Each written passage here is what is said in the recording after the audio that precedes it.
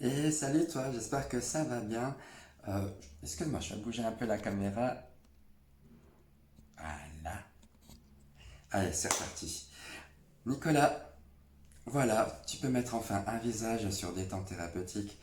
Bah voilà, je ressemble à ça. Tu peux me voir de profil, l'autre profil, de face. Euh,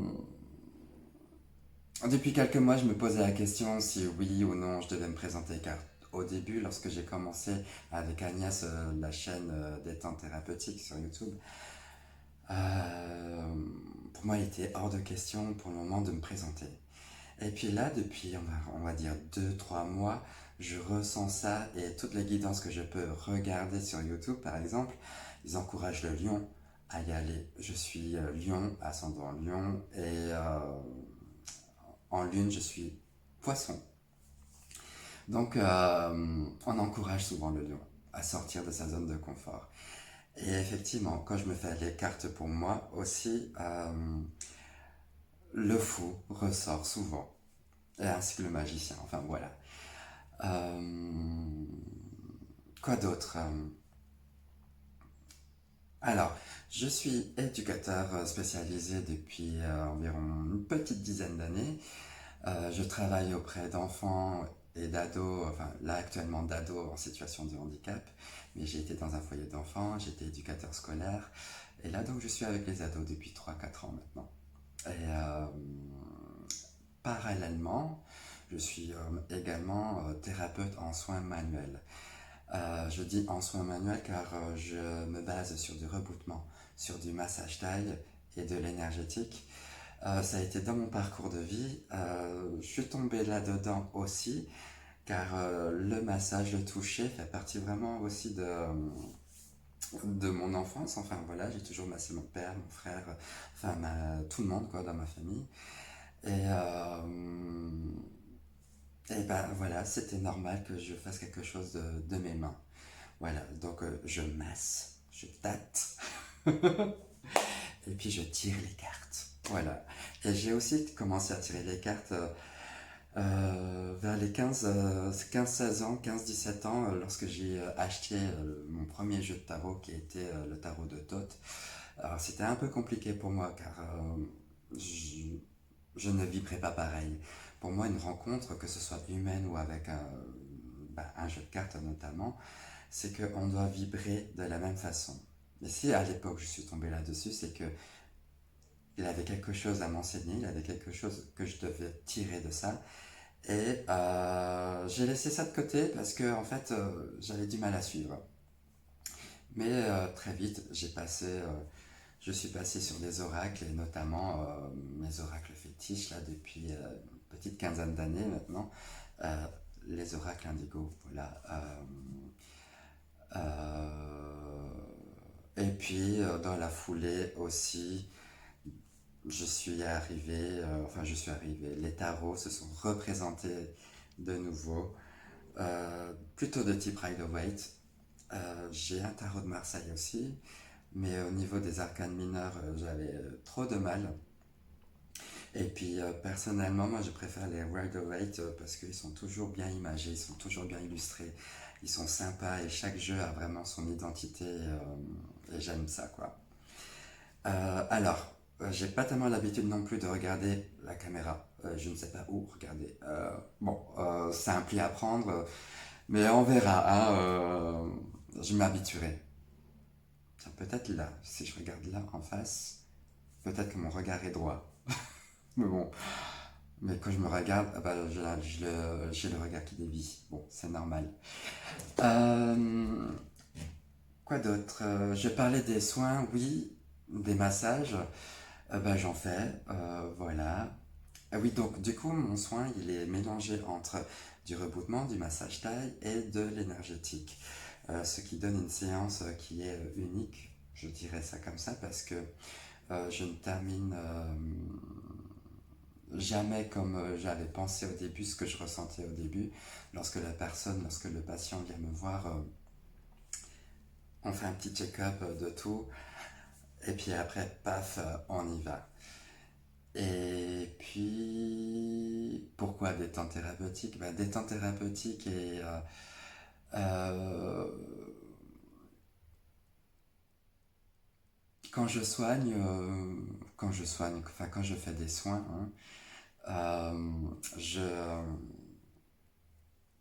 j'aime bien accueillir tranquillement la personne. On est en mode tranquille, en mode chill. Puis on va prendre soin de la personne sur une partie du corps ou les parties du corps dont il est question en fait. J'observe beaucoup le corps, je regarde ce qui va. Ah, voilà, je rectifie, enfin voilà, je ressens déjà des choses. Donc voilà, je travaille un peu comme ça. Mais je vous en parlerai peut-être un peu plus si vous êtes intéressé, je vais pas trop dire trop longtemps. Ça fait déjà 5 bonnes minutes.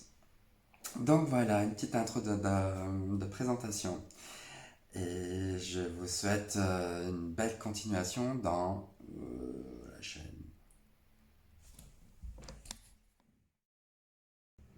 Et coucou ami Balance, bienvenue sur ta guidance du mois de septembre euh, avec les Ethereal Vision Tarot. Je vais aussi utiliser les oracles indicaux pour l'aspect lune, pour la pleine lune et la nouvelle lune, donc le 2 et le 17 septembre.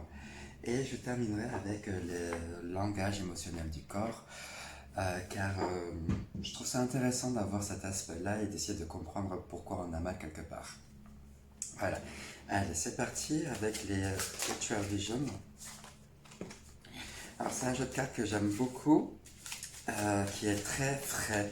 Euh, Très frais dans le sens où il y a ce côté très léger, très aérien comme ça dans ces jeux de cartes. Très pur. Il y a un côté art déco que j'aime particulièrement aussi. Elles sont simples hein, au niveau des représentations, mais elles sont très parlantes aussi, avec beaucoup de lumière. Voilà, beaucoup de choses légères là qui sont là. Quand je dis léger, ça ne veut pas dire que c'est pas sérieux. C'est au contraire, c'est que plus c'est léger, mieux c'est, plus on nage dans le bonheur. J'ai l'impression. Euh, Il y a moins de poids, pas de fardeau. Alors du coup, qu'est-ce qu'elles nous disent ces cartes, ces Ethereal Vision Illuminated Tarot? Allez.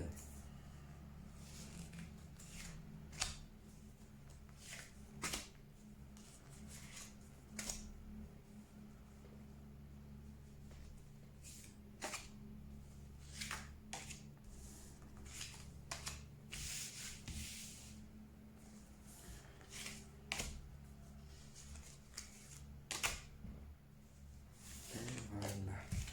Ah.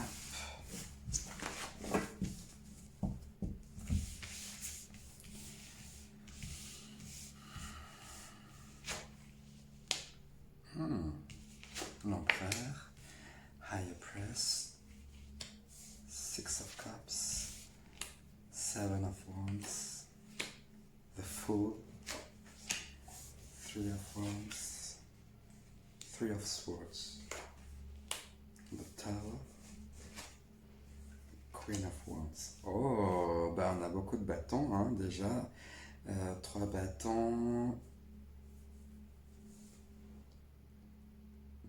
trois, quatre arcades majeures. Ah, c'est pas mal. Ah, ben là on est beaucoup dans l'énergie feu, là on va dire. C'est essayer de mêler l'énergie feu à l'énergie, on va dire, globante, euh, l'énergie qui entoure, on va dire, votre quotidien. On a l'empereur qui commence ce mois-là, où on a cette idée de j'y vais dans ce que je fais. Alors je vous me la montre un petit peu, elle brille, et pardon si à cause de la lumière peut-être. Il y a cette idée où je sais où je vais et je vais tout faire pour arriver à mon but, à ma finalité, à mes objectifs. Je tiens parole dans ce que je dis, je, je acte les choses, je travaille, je me mets vraiment euh, la main à la pâte. C'est très clair là comme ça, ainsi qu'au niveau de l'esprit, au niveau de la vivacité. Euh, Tout est limpide. Et avec l'empereur, on a cette énergie vraiment de d'homme, là, d'action, là, une énergie très masculine comme ça, qui va autant aussi aux femmes, aux hommes, c'est juste une énergie. Et on demande à ce que toi, Balance, tu intègres cette énergie-là. C'est-à-dire, bah, j'y vais, quoi, je, je vais à la tâche, quoi. Et je peux avoir vraiment confiance en moi, dans ce que je pense, dans ce que je dis et dans ce que je fais. Je suis en harmonie avec tout ça. Je peux aussi avoir un côté un petit peu autoritaire, hein, ça dit ça.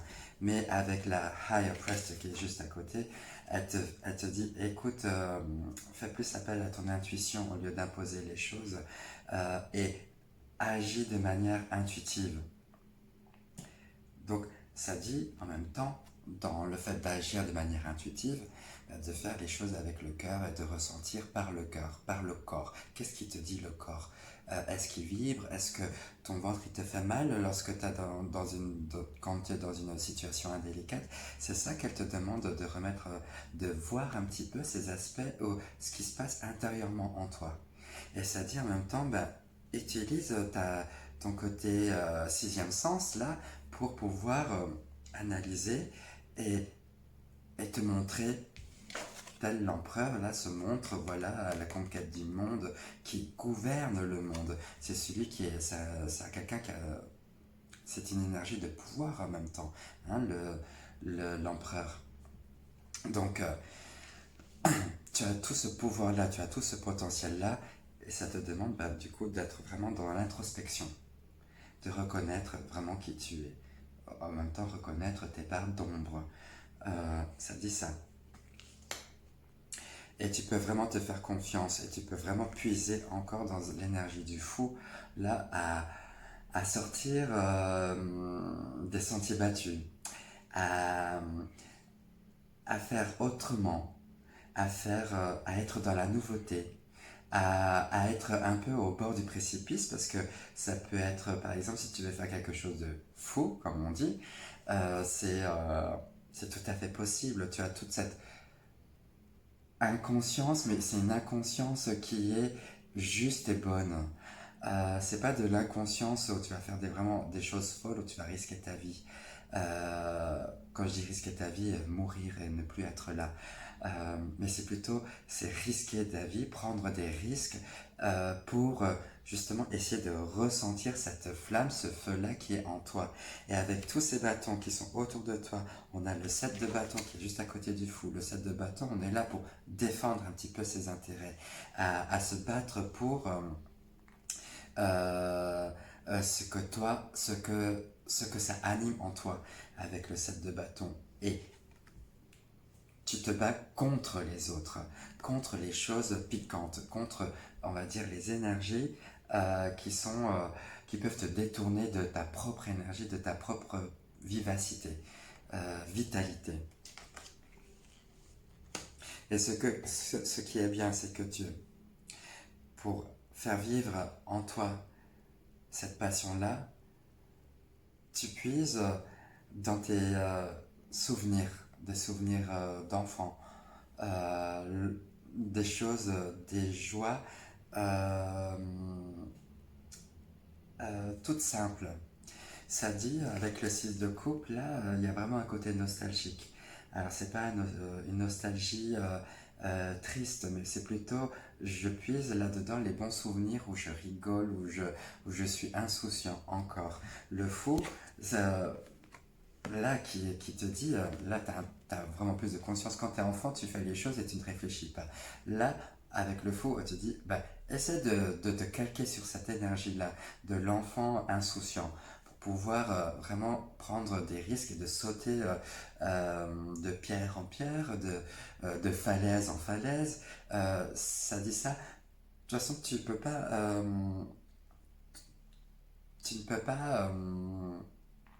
être déçu parce que tu fais vraiment les choses avec le cœur, tu fais les choses qui te plaisent vraiment. Et avec la Hair Pressed qui était vraiment juste au-dessus, elle te dit, là, ce côté introspectif, te dit, réfléchis quand même un peu avant. Euh, il y a une phase d'introspection avec la Hair Pressed. qui te donne cette énergie-là en doublé, jumelé avec la Semaya, jumelé avec l'empereur. C'est tu passes à l'action, tu y vas. Et là, avec le 3 de bâton, on avait le 7 de bâton et le 3 de bâton. Le 3 de bâton, là, regarde comment il est. C'est un homme qui regarde le monde, il regarde tout ce qu'il a là en face de lui. Eh bien, il part à la conquête de tout ça. Et c'est ça, c'est vraiment les projets où tu peux vraiment les mettre en place là. C'est le mois de septembre t'invite à y aller. En plus, là, à la fin, on a la reine de bâton. Ça se termine comme ça. Euh, avec la reine de bâton, là, ben voilà, si là tu ne comprends pas, c'est vraiment puiser ta passion, ta vitalité, utilise de ton charme en même temps, utilise ta fougue, ressens ça, fais vibrer ça. Euh, Ton aura elle sera beaucoup plus lumineuse et beaucoup plus communicative. Euh, mais pour cela, ça te demande de reconnaître que euh, il faudra, c'est pas qu'il faudra, de reconnaître tes structures mentales qui sont limitantes, euh, de casser un petit peu ça et de voir ce que tout le champ des possibles qui s'offre à toi. Voilà. Avec la tour, là, la tour te dit, mais il y a des choses qu'il faudra remettre en question, il y a des choses qu'il faudra abattre, il y a des choses qu'il faudra faire tomber si tu veux avancer dans ce que toi tu veux, dans ton propre projet perso. Quand je dis perso, j'intègre le professionnel et le sentimental. Mais là, on est vraiment dans l'aspect feu, vital, vitalité. Il y a vraiment un besoin du corps là qui est là. Euh, Ça te dit, arrête d'avoir, casse un petit peu les schémas que tu avais, les schémas cognitifs là que tu avais. Et ce qui va te remettre vraiment en question, il y aura peut-être une déception, une tristesse là avec le 3 d'épée. Il y a cette forme de... Tu as été blessé, il y aura une blessure à guérir, une blessure à penser comme ça, à soigner, à prendre soin. Euh, Peut-être que ça dit en même temps que tu as vécu des choses difficiles et qu'il faudra reconnaître que tu as tout, tu n'as plus besoin maintenant de pleurer, tu as assez pleuré. Euh, c'est prends ta vie en main. Là, avec le fou, on te dit prends ta vie en main, saute, vas-y, tu peux. Puise en toi sur la joie de l'enfance et en même temps, ça dit fais appel à ton enfant intérieur. D'accord. Fais appel à ton enfant intérieur pour vraiment être dans cette insouciance du fou. En revanche, si tu veux euh, être dans une forme où tu penses comme un adulte avec quelqu'un de raisonné, etc., tu vas penser du coup à tout ce qui est négatif, tout ce qui va être triste, tout ce qui va être malheureux. Et ce n'est pas là l'idée, car on te demande de casser ça. D'accord.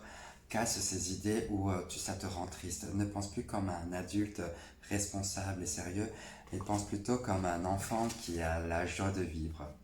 Voilà, car c'est dans ce sens-là que tu peux vraiment partir à la conquête du monde. Partir donc à la conquête du monde. Tu y vas, tu es quelqu'un de clair et d'honnête et d'intègre avec l'empereur. Vas-y, fonce et toute cette fougue-là, toute cette passion-là. Et tu verras, tu vas attirer pas mal de monde. Tu auras des gens qui vont vibrer comme toi, qui vont ressentir ça et tu vas les attirer. C'est beaucoup d'aura attirante, attractive là qui est en toi.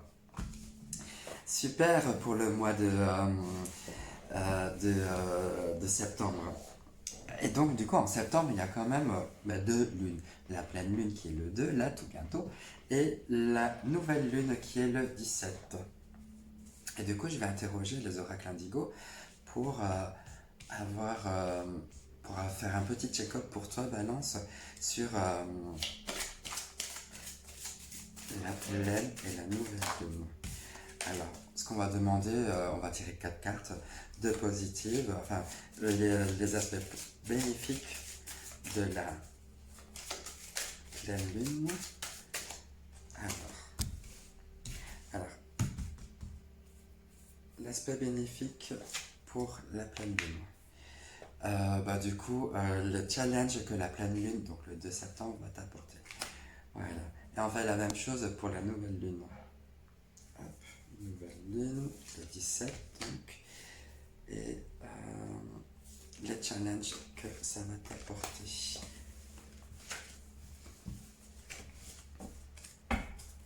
Bien, alors, en ce qui concerne la pleine lune du 2 septembre, alors, qu'est-ce que ça va t'apporter? On a les secrets qui est sorti. Les secrets, ben voilà, quand tu regardes bien, on a donc tu as une épée, tu as un hibou dessus. Le hibou fait parler, me fait penser à l'aspect vraiment introspectif, l'aspect nuit, lorsqu'on se pose un petit peu et qu'on réfléchit un peu à sa vie, à faire un petit peu la rétrospective de la journée, si on peut dire ça comme ça. Et c'est reconnaître que euh, on a des choses en soi, des trésors cachés qu'on demande que, en plus, avec la Higher Prest, là, elle te demande de reconnaître toute cette légèreté-là. Et du coup, avec l'enfance, là, quand je vous parlais d'insouciance, il y a cette légèreté qui est là pour vous. C'est de vous alléger, justement, pour essayer de reconnaître la vraie légèreté. La vraie légèreté, c'est d'avoir les plaisirs simples de la vie, qu'on a cette abondance-là, en fait. Reconnaître les choses simples. Et quel challenge ça va te donner à mi-balance? Eh ben, c'est un challenge de mise en place au niveau de tes projets. On a la fécondité. Donc là, c'est en élaboration. Ben voilà, le challenge, c'est peut-être de parvenir, d'aboutir à ce que toi tu veux dans ton projet perso, justement. D'y aller, de ne pas baisser les bras et de continuer de poursuivre ça. Pour la nouvelle lune, on a quoi? Ce qui est bénéfique pour toi, on a l'élévation.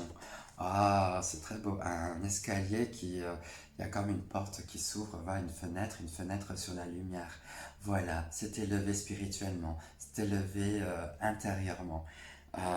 Tu as compris, je pense, cette nouvelle lune-là, cette énergie-là, dont il faudra, donc, dont tu pourras en tirer, c'est l'élévation de soi vers plus de conscience et de t'alléger hein, des choses lourdes, des choses qui n'ont plus, qui ne sont que des futilités.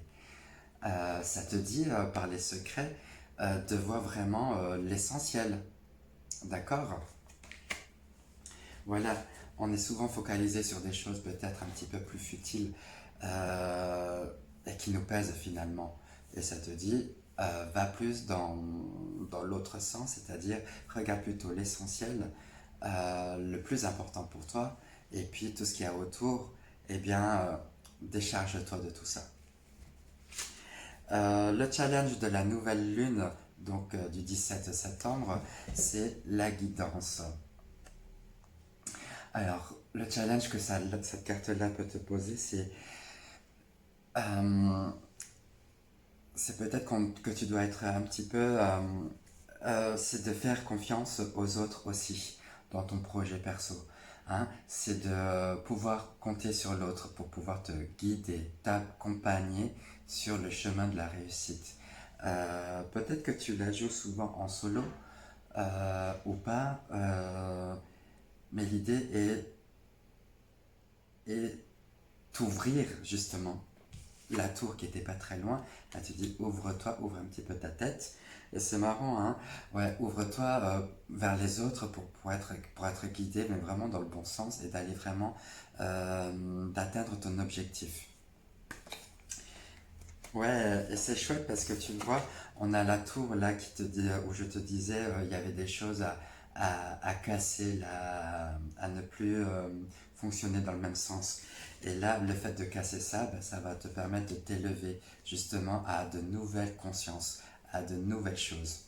C'est super. Ah ben super, moi, je dirais, pouf, d'ouverture là pour toi, ami Balance. Allez, une petite dernière carte par rapport au langage du corps. Parce que souvent, le corps nous dit des choses, mais on ne l'écoute pas. Hein. Alors, moi, je remarque beaucoup ça. Et du coup, ce que je vais faire, donc, je vais en piocher. Elles sont énormes, hein, ces cartes. Je vais en tirer une, et puis voilà, ça peut être que intéressant. Voilà. Quelle est la carte pour vous? C'est la peur de dire. Au niveau de la C5, cervicale 5, la réaction comportementale, c'est la fuite et l'évitement. Et la réaction du corps, c'est on a une boule à la gorge, des problèmes de thyroïde et la toux. La peur de dire. Donc, il y a vraiment cette idée de chakra de la gorge, hein, de communication du coup. On garde un petit peu les choses, on ne va pas trop s'exprimer. Je vous la montre et puis je vous lis un petit peu plus de choses sur la peur de dire. La peur de dire est souvent liée au secret de famille, au secret. On parle encore de secret, vous vous rendez compte? Aux événements indicibles, inérables, qui pèsent très lourd au fond de la conscience. Dire, c'est s'exprimer, mais c'est surtout risquer d'attirer sur soi la colère, le désintérêt, la honte. Révéler un abus sexuel, c'est revivre encore une fois à travers le récit la douleur et la violence d'un acte, mais c'est surtout s'exposer au regard et au jugement de l'interlocuteur. Dire les choses, c'est prendre le risque de faire mal, de mal faire. Le silence est d'or et la parole est d'argent. Si on ne peut s'exprimer, alors le corps va imprimer et la zone de l'oralité, la gorge, ainsi que ses outils, les cordes vocales, la langue, les muscles, sera crispée et sous tension. Les orateurs, les chanteurs connaissent cette difficulté. Ces professions sont souvent des sublimations au manque de dire, à l'incapacité de dire. L'oralité est complexe, car elle s'accompagne d'une expression corporelle. Et voilà, cher ami, ben voilà un petit conseil au niveau de la gorge, hein. Travailler un petit peu sur la communication, sûrement ce mois-là, comment communiquer, comment je vais demander de l'aide aux autres, introspection avec The Higher Priest, voilà, et utiliser vraiment votre insouciance d'esprit, allégez-vous au niveau de la tête, voilà, pour pouvoir bien s'exprimer. Voilà, cher ami Balance, j'espère que cette guidance t'a plu. Je t'embrasse tout fort et puis ben voilà, si tu as aimé, ben like, abonne-toi, partage, un petit commentaire, ça fait plaisir. Voilà, ça me fait chaud au cœur. Je t'embrasse tout fort. Ciao.